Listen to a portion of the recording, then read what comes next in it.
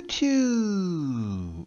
Today's video will be about the Polarized Hookbill fit for T1 Dark Abyssals, which comes with the Webifier and of course polarized rocket launches. The Webifier is especially good for the smaller and faster enemies like the Spark Needles or the Damavix, or even for the Lances and the Lucid enemies. It's a very good tool to keep them at close range and even be able to orbit around them in a 500 meter orbit so that some of them can't do any damage anymore. I also added a shield power relay to be able to maintain the shield basically between the individual runs so that I don't have any downtime. I will now showcase especially the use of the Webifier and the correct approach for some of the more challenging enemies in a live demo. We will start the live demo with the probably most feared enemy,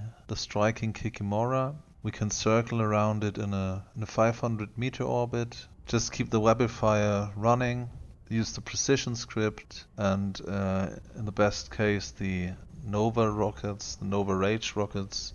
Here we have a pack of Amber Needle Tesseras. The same thing applies here. You can just use the precision script, the Webifier, and always just mark the one which approaches you. Not all of them will attack you at the same time. It's usually only one of them, which you can recognize on the red arrow pointing towards you. And here we have a Lucifer Cinnabal. It's also a pretty feared enemy, usually can do a lot of damage, especially when you're completely neutered and depend on active shield tanking or something like that. In this case, none of that really matters for our ship. We have a passive tank and also don't have really problems with the neut.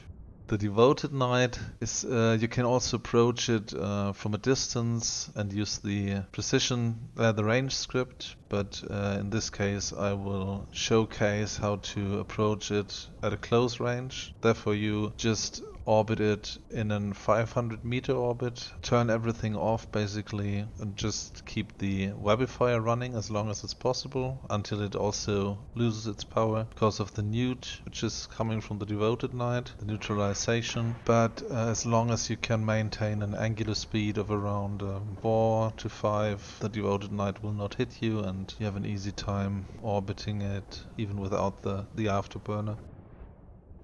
Next is also a very prominent enemy, the Tessera. It usually hits you in the beginning 1 or 2 times, but you can also use the Webifier to actually increase the distance faster, and then you just want to orbit it in an 11 kilometer orbit or 12 kilometer, but 12 sometimes misses, so you just use 11 kilometers. Unless it doesn't reach a 10 kilometer distance, you're completely fine usually. It sometimes happened that it would hit me with a 3000 damage hit or something like that, even at that distance, but it's very rare and also doesn't really matter since the ship would easily tank the 3000 damage hit. This is really one of the most satisfying encounters or the most satisfying rooms. The Damavik room is also more satisfying than it usually is because the application of course is also better, but in this room with the Lances and also with the Lucid enemies, the